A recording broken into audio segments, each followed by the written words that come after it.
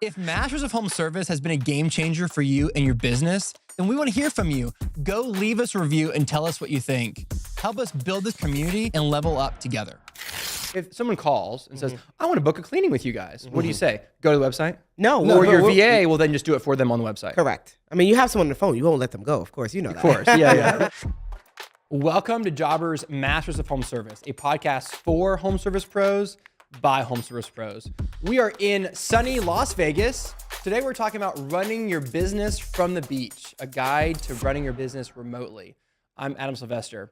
Today's guests are Anthony Hartzog and Jhanilka Hartzog. They are the owners of Cleaning Business University, Maids to Match, and the hosts of More Than a Side Hustle podcast.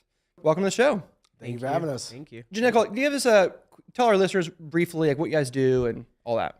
So we own a cleaning business down in Dallas, Texas, and it's a remote cleaning business because we do not do any of the cleaning ourselves, but we manage the side of the marketing, the business, getting the clients, that type of stuff. So. Okay, so our listeners are like, run your business from the beach. Yeah. I'm consumed by my business. I work 80 hours a week. Is it possible? That's what they're thinking. I mean, a lot of our listeners are in that place. And so, Yes. Is it possible to run your business from the beach or wherever you want to run it from, remotely? Is that possible? It's absolutely possible. Anything's possible. There you We've go. done Do you it want to? in Maldives and Dubai, and this is before we really had a full team in place to answer calls. Now we have people in place we have VAs in place that can answer the phone, so we don't need to be as involved. But yes, because it's remote, because we do everything from our phone and computer and laptop, you can do it from anywhere that can provide any cell service or Wi-Fi. Okay, so let me clarify. Because anyone our age remembers Tim Ferriss's famous book, 4-Hour Work Week. Basically just don't really work at all, basically. Okay. So you guys aren't necessarily saying go to Dubai and do nothing. Right. You're just saying run your business from Dubai, do some work. Is that right? Like you're doing work just from a different location. Definitely, yeah. Okay. So when we first tested out our business model, we actually went into this business model where we're saying we have a remote cleaning business. It was really just a cleaning business where we don't actually clean houses. Now it's 2024. The world has changed and the word remote has been exasperated. So now we just say remote cleaning business. So essentially we're working with mom and pop shops who are going on and doing the cleaning. And that's the only part they're doing, and we're doing everything else in the business. Yeah. So we're not saying that you just don't run your business at all. We're saying you don't have to physically go out and be the face and brand and label of your business. Yeah. We'll get to the face thing in a second, because I am curious about that. Okay. So your workforce is primarily or only exclusively subcontractors. Yep. Correct. Outside of us, we're the only employees. Okay, you're the only employees and your daughter. And right? our daughter, yeah. And so you guys run your business, with an internet connection. And so you're hiring, recruiting new subcontractors. Mm-hmm. And who handles complaints? Someone doesn't clean the house right. Right. Who handles that? So we're about to be 7 years in the business. So who handled it then versus who handles it now is completely different. So at that time, it was me. Okay. My background is like a mental health therapist. And so it just worked out that I would handle the angry client. He would handle the tech side of the business. That's just how we separated strengths and weaknesses is how it would work. He was in IT, so it made sense. Now we do have an operation manager and 2 VAs in place. So we don't, at this point, hear as much complaints as we once would, unless it escalates that we need to hear it. At this point, we meet with our team once a week for about an hour. But then it was all coming to us on a Friday night, on Valentine's Day, I remember this distinctively, or on a Sunday, or in Maldives through my WhatsApp. And I'm like, oh, okay, we'll get back to you as soon as we can. So it varied then versus now. I think the challenge with local service business owners is that you feel like you have to be the one to do everything. So for us, we didn't feel like there was anyone who could handle a customer complaint as well as us because we know our business, we know our customers, and we realized we actually don't really know them as much as we thought we did. And we could just give a script, give understanding of who they are and what they need help with. And we gave our teams parameters on how much you could refund or what's the policies here. And it was just more of us creating our SOPs for our business where if this happens, you say and do this, and you can work outside these parameters as you see fit. It's also setting up the client's expectations. If you answer the phone, you onboard them, you send them the quote, you book the job, you tell them it's gonna be great, and then you try to hand it off to they're gonna be like, whoa, I want to talk to the owner. What happened? But if they never see you, then they're not gonna expect to see you now. Exactly. Right? Okay. No, I was going to say it was very specific times we would mention that we were the owner. Like if there was a complaint, I would say, okay, I got to take it back to management. I am the management, but I'll call you back in 10 minutes. But they don't know that. They just know that I'm taking it to management. Right. So there were scenarios like that, absolutely. Very rarely I would say like I'm the owner, because then that can be slippery as well. Because then they try to tell you about your business. It just sometimes goes a different way. So yeah, we did face that sometimes, but I would just say like, oh, well, I have to take this up to management and get back to you and let you know what they decide. Yeah. So. I really like y'all's perspective because it was a fresh perspective. A lot of people who grow up cutting grass and they become a lawn care company, they have such deep roots in the industry. Yeah. And so they do feel like they do everything you just said, like they have to address the complaints. They have to send the quotes. The quote has to be perfect and and everything has to be just right because they've been in the industry so long. You guys came in, I don't care what business it's going to be, cleaning houses, whatever it's going to be. And you guys just had a different perspective because you're like, we're going to be business owners. We're not going to be house cleaners. And so your perspective was like, we're going to run this business our way. We're not going to get in the weeds, so to speak. And so along with that came running the business, quote, faceless, without being the face of the company. Explain that a little bit. So basically, like our name or pictures or anything aren't anywhere on the website. It's not, on our profile for Yelp or Google or anything like that. It just says, cleaning business in Dallas, Texas. That's actually not true because when we got awards and recognition, they had to put it made better for SEO, search engine optimization. Yeah. So that's when we started putting the our Good regular Morning America person, and some stuff for Cancer Society and things like that. So that's when you kind of see our name and face and likeness. But in the backlink. It's very backlink where it's not just.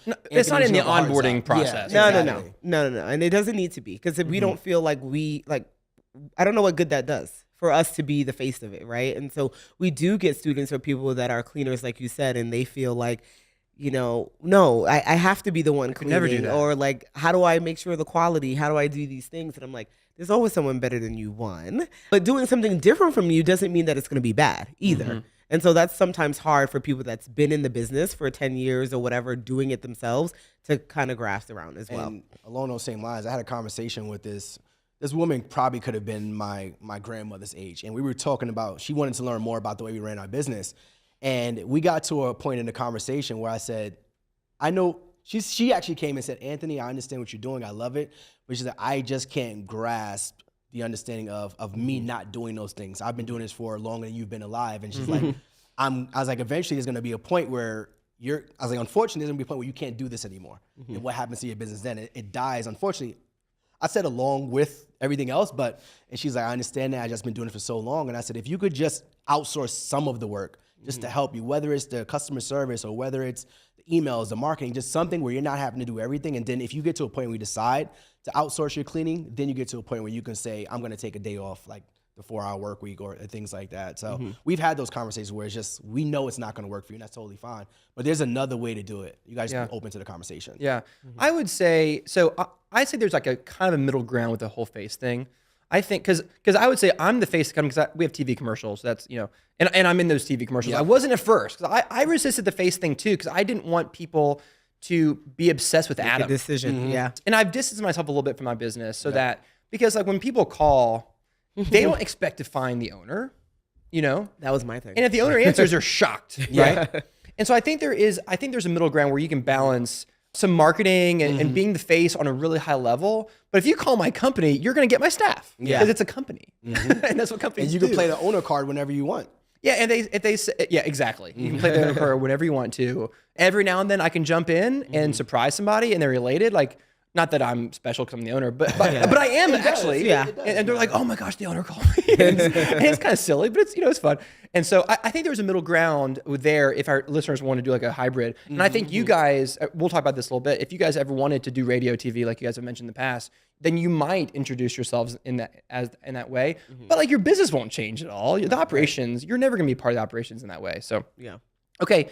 What do your VAs do? Your virtual assistants? So they answer. I'm trying to call them remote employees too. Remote. So remote that there's a stigma around VA. So customer service reps. Customer service reps. You try to do that externally to like clients or just internally? Internally, both. Okay.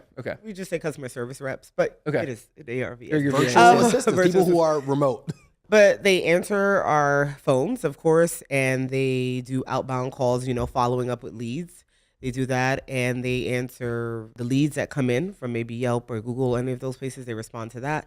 They also assist our contractors if they need help getting into a home, or if there's an issue or address is incorrect.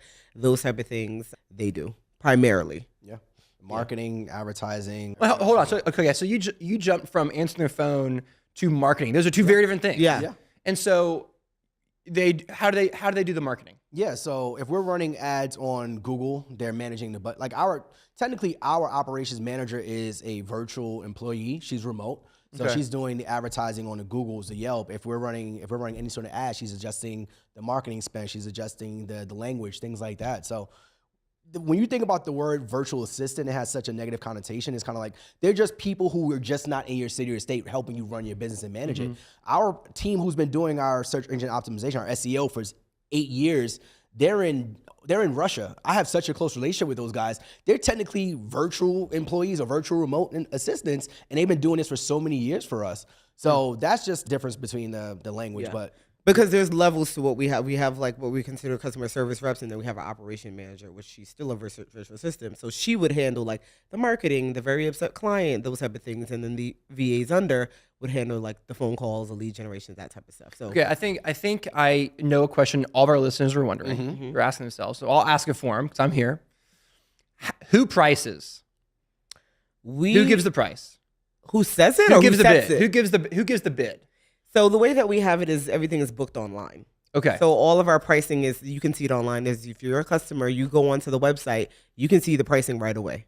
Okay, so everything that there you could be a need. whole episode on that. So because that's where the rubber really meets the road. Because a lot of our listeners get hung up on like, but how do you price? So we do flat rate pricing based off a bedroom and bathroom and square footage. Yes. Now, if the person goes out, the contractor who goes out to the home, we also have it in our conditions and also in our booking system that says if the home is more work than expected, we have the ability to adjust the pricing as we It's the see exact fit. same thing. Yep. So our contractor can say, hey, Anthony or Jhanilka, it won't be us, but we'll just use us. They say, hey, Anthony or Jhanilka, we got to this home, it's gonna be a little bit dirtier than expected. We'll say, how many hours do you think it's gonna take? They would tell us, and then they would tell our teams, and our teams would tell the client. And the client can say, hey, that's totally fine. Or we could do it at an hourly rate up to however much they want to clean the home.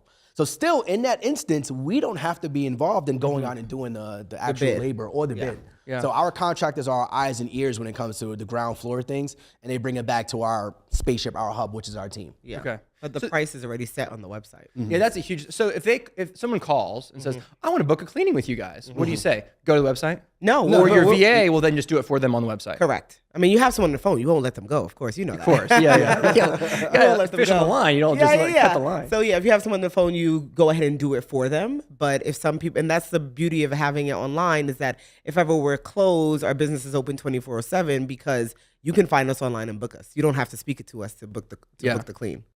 This is a great conversation. I'm going to do a quick pause here to talk about Jobber.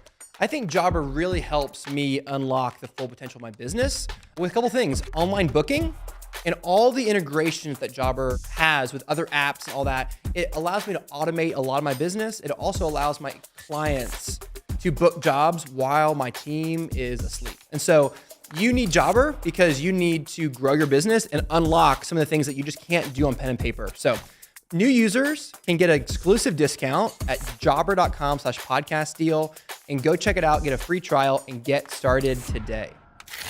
Pricing is one of the biggest roadblocks for people getting out of their business.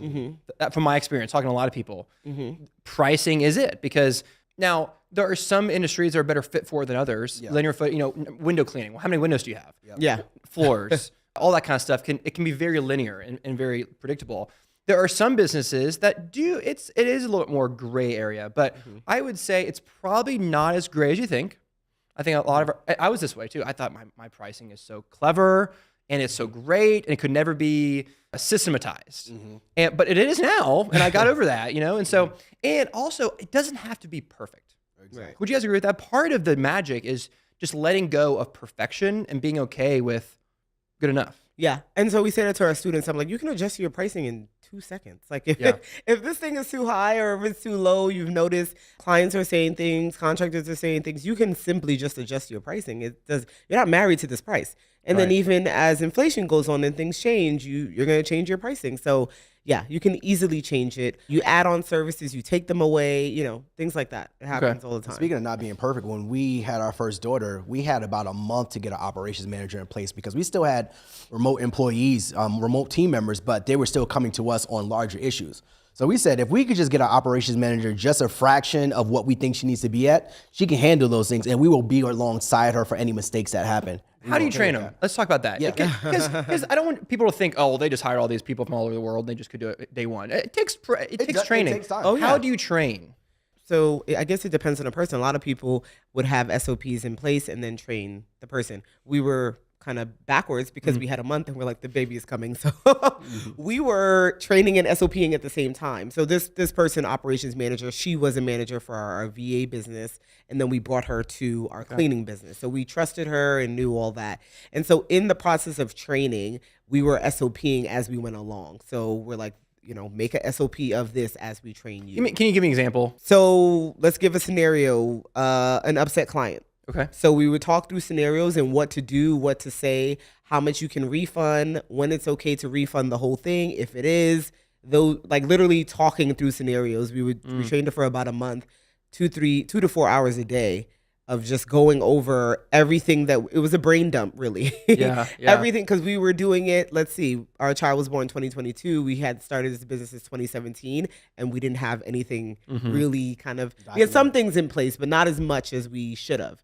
So it really was a brain dump of things flowing out of our mind. Oh yeah, this. Oh yeah, this. Oh yeah, this. Exactly. So it became like, okay, we know we need to have this in place. This is someone that could help us putting in place. So while we were training her, we were SOPing her and giving her the reins to do stuff. So that's the other thing. Like, you have to let go and know they're going to make mistakes and do things that maybe that's not how I said to do it. And you retrain them and they learn and refer back to the SOP. And so that's why we made it so important at that time, because we're like, we're probably going to be off the grid for a bit with a baby, with a new baby. For the technical side of things, I would do things like a Loom video. So we would do a screen share on Zoom, and then we got off the Zoom, and it's like, oh, I do a lot of Loom videos, and essentially it's just a screen share, and it's literally documenting everything you're doing. So this is how you book a client. So I would go through, show my screen on Loom, and it literally records it, and it gives you a transcript of everything. And it's like, this is how you would book a client in a system. So we started doing things like that, and we said, I would rather Loom than having a Zoom meeting any day. So I would Loom the entire conversation and send it over to them, and like, okay,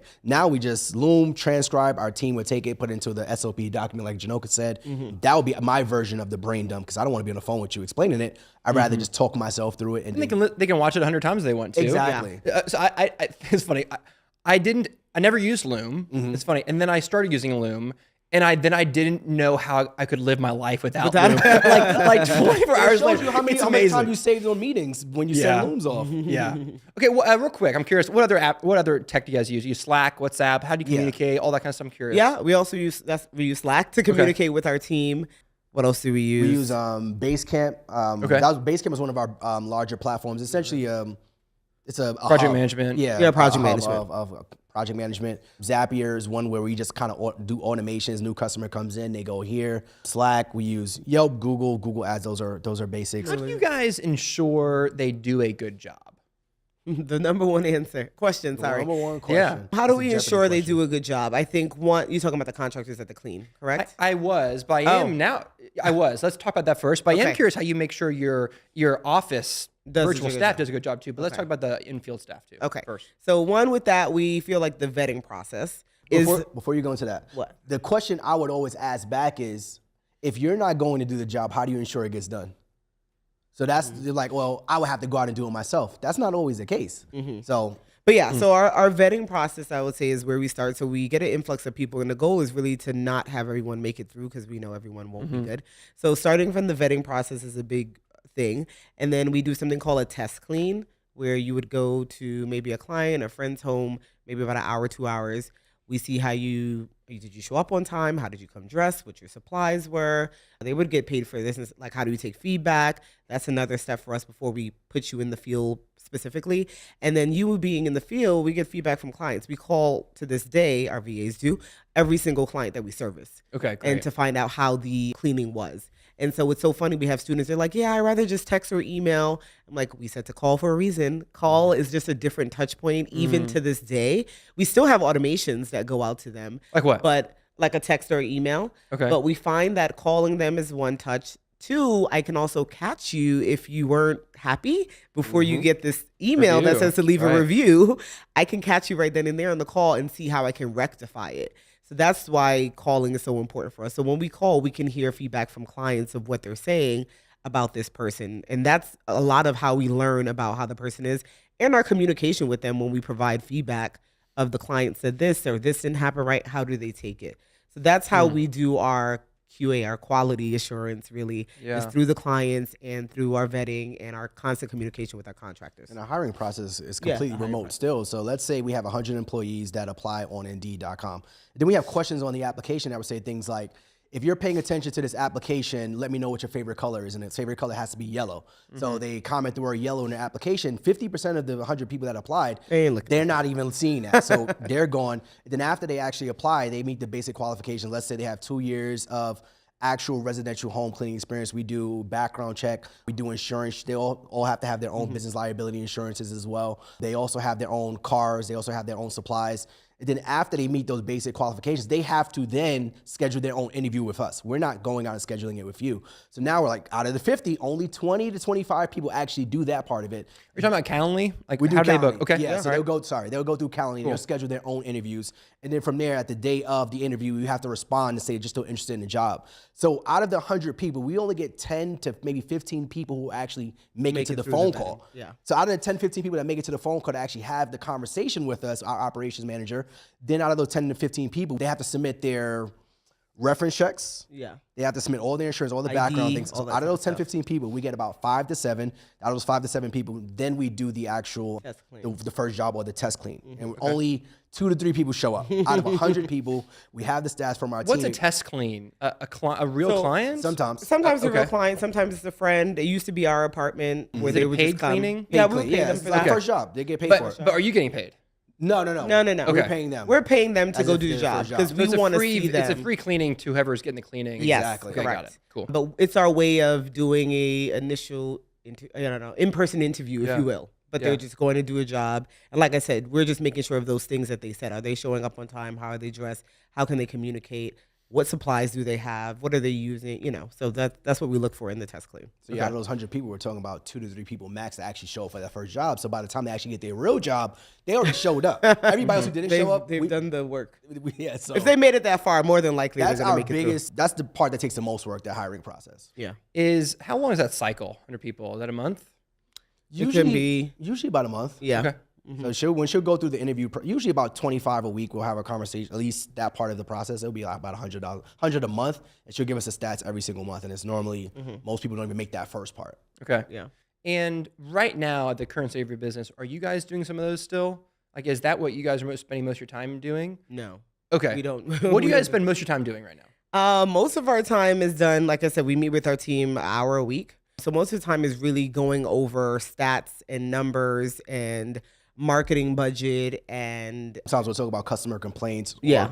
Not customer complaints, but which cleaner has been having the most issues. So we're talking about turnover. yeah. So is that a group meeting or one-on-one?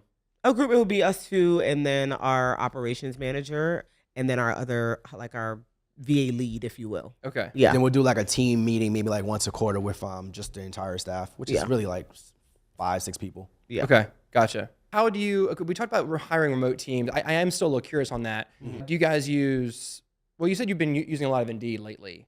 ZipRecruiter, Indeed, Housekeeper, those are the major ones. Okay, cool. What about automations? Like, let's talk about that a little bit. How do you, because you do have remote staff that can do a lot of this stuff, but you have you mentioned Zapier earlier. What else? I'm curious, anything else that helps you guys reduce manpower? So like we use something called TidyTrack, which also helps with the automations of the emails and the text if we want to send a blast, that type of stuff. Okay. It also kind of puts the clients into a funnel, if you will. So if they don't book, then they get like a 14-day sequence of us sending messages to them. Okay. So it's a lot of automation in that regards where we don't have to have people constantly reach out at this point. And then our other system where we use for our CRM is Launch 27, where people kind of book on there, and that's how they find us on the website, that type of stuff. So those are more automated ways. I don't know what else you would say that we use. Those are the major ones. Those are the major Zapier ones. Zapier is just an automation connector Yeah. between the launch or Right. the Tidy Track or anything else. Emails we do Convert. Well, we do Tidy Track, which sends our emails out, but you can use MailChimp, ActiveCampaign, ConvertKit, any of those. Okay. So those are the major platforms that we use for the automations. Correct. Okay.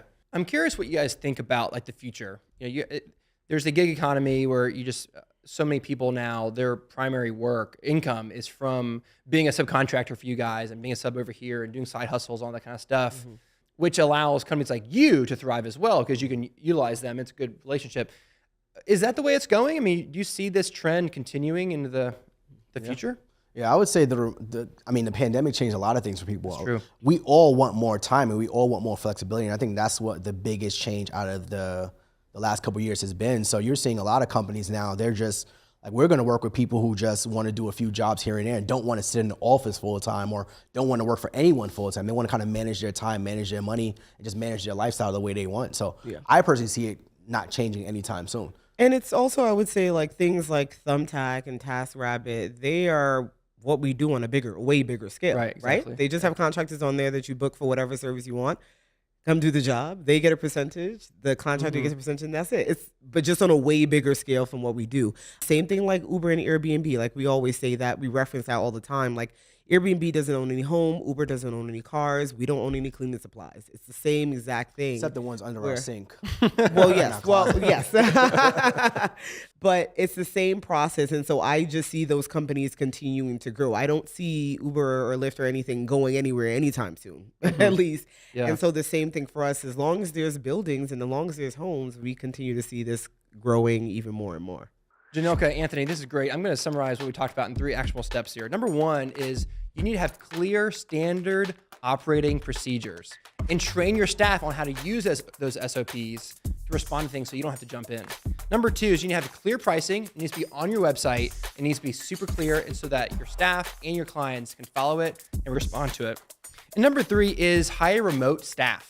And this is really true for any business, not just remote business, but start to take advantage of remote staff from anywhere in the world, and your business will be better for it. Thanks for being here, guys. That was great. Thank you for having us. How do people find out more about you? Yeah, so you can find us on YouTube, Instagram at The Hartrimony. That's TheHartrimony. Or you can check out our podcast, More Than a Side Hustle, where we help 9-to-5ers create more impact, income, and influence outside their jobs. Cool. Well, I really appreciate you guys being here. This was really insightful, inspiring, and I think you guys are doing a really good job. I think you're making a big difference in the marketplace. So I appreciate what you guys are doing. Thank you. you. Appreciate it. Absolutely. And thank you for listening. I hope you heard something that will make your business more profitable and more efficient and more remote. I'm your host, Adam Sylvester.